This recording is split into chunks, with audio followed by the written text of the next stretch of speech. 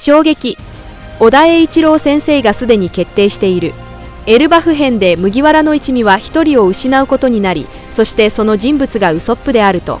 ここ最近ネット全体でワンピースにおけるウソップがエルバフで最後を迎えるという考察が飛び交っている。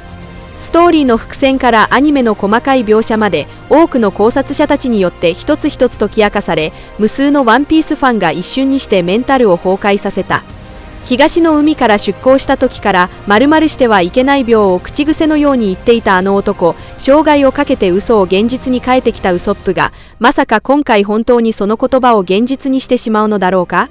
そしてこの中でみんなの心を最も沈ませたのは、最新のアニメオープニング曲に隠された致命的なメタファーに他ならない。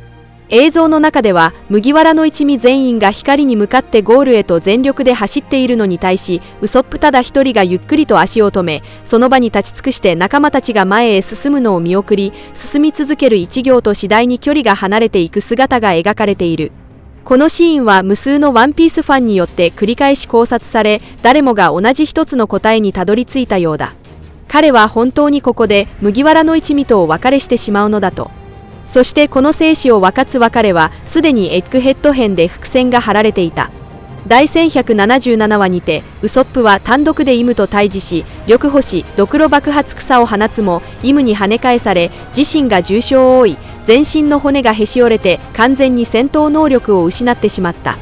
瀕死の重傷を負った際、フランキーはその場で折れてる、サイボーグ化するかと直言したのだ。まさにこの展開のせいでネット上は真2つに分かれた。一方はウソップがエルバフで犠牲になり、麦わらの一味の最終章において最も心残りで無念な存在になると固く信じている。しかしより多くのファンたちは最後の希望を抱いている。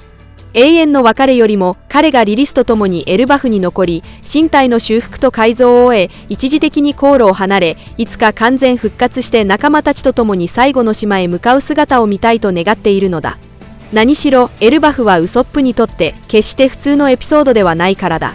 幼い頃から巨人族の冒険譚を心の支えにして勇気を振り絞ってきた彼にとって、東の海での8000人の部下という嘘から始まり、リトルガーデンで巨人族と絆を結んだように、巨人族の故郷は彼が夢見る勇敢なる海の戦士の原点であり、終着点でもあるのだ。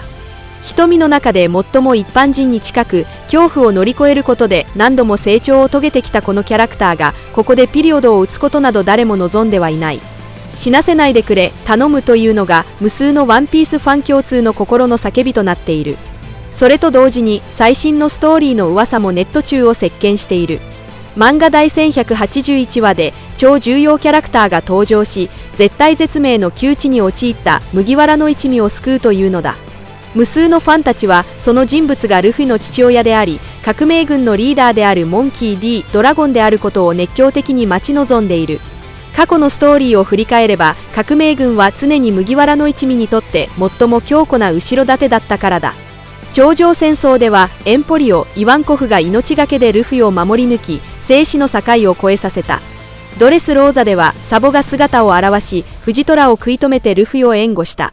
言うまでもなくバーソロミュークマはシャボンディ諸島で全員を引き飛ばして希望の火種を残し、たった一人で2年間サウザンドサニー号を守り抜き、さらにはエッグヘッドでサターン星をワンパンで吹き飛ばしジュエリー・ボニーを救い出した。革命軍の面々は絶望的な状況下で何度も手を差し伸べてきた。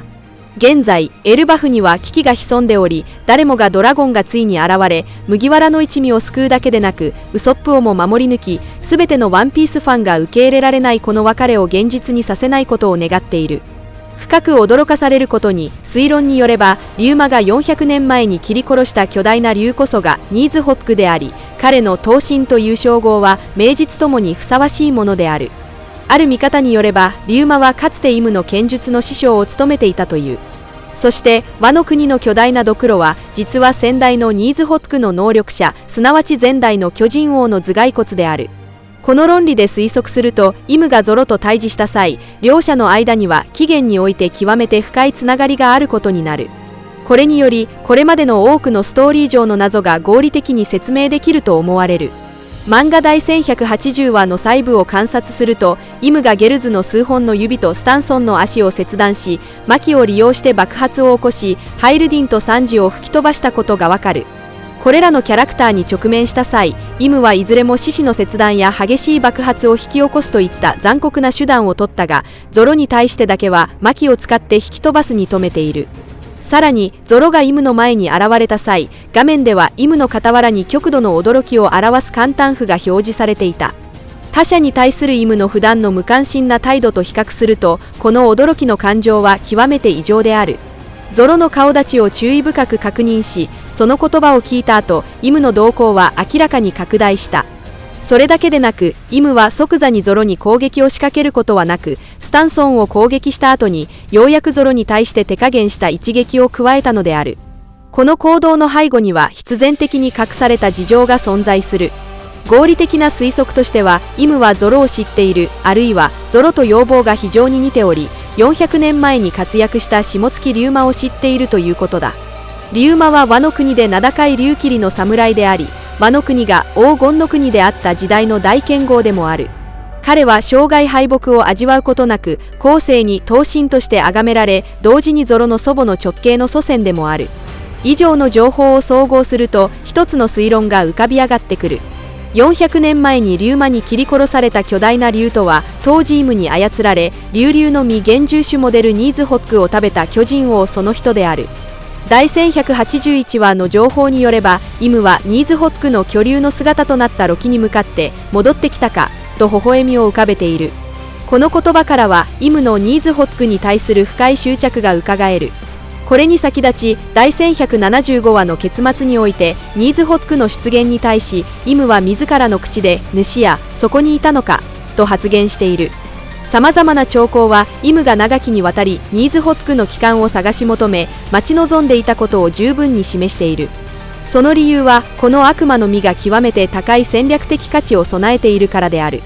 400年前、イムは強力な従者である巨人王を操り、ニーズホックの力を利用して倭の国へ略奪に向かったのだ。しかし、龍馬は酷型な秋水を手にし、これを一刀両断に切り殺した。この戦いは、龍馬の名声を大いに高めただけでなく、世界中に倭の国の侍の実力を深く認識させることとなった。その後、自らの意志を持つこのニーズホックの悪魔の実は、再びエルバフの宝箱の中へと戻り、新たな王であるロキの誕生を待ち伏せていたのである。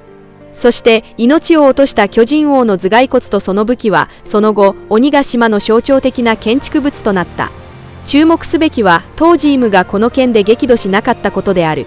ニーズホックの宿主がすでに敗北したことを鑑みると、龍馬を殺害することに実質的な意味はなかった。それどころか、イムは大きな興奮を示した。なぜなら、その過程において、800年の年月を経て遭遇したことのない新たな儀、すなわち黒刀の鍛錬と修行の方法を発見したからである。ワンピースの現在の設定を俯瞰すると、現存する黒刀は夜と秋水の2本のみであり、黒刀を練り上げることができるのも、現在の世界最強の剣豪、鷹の目と400前の大剣豪龍馬の2人のみである。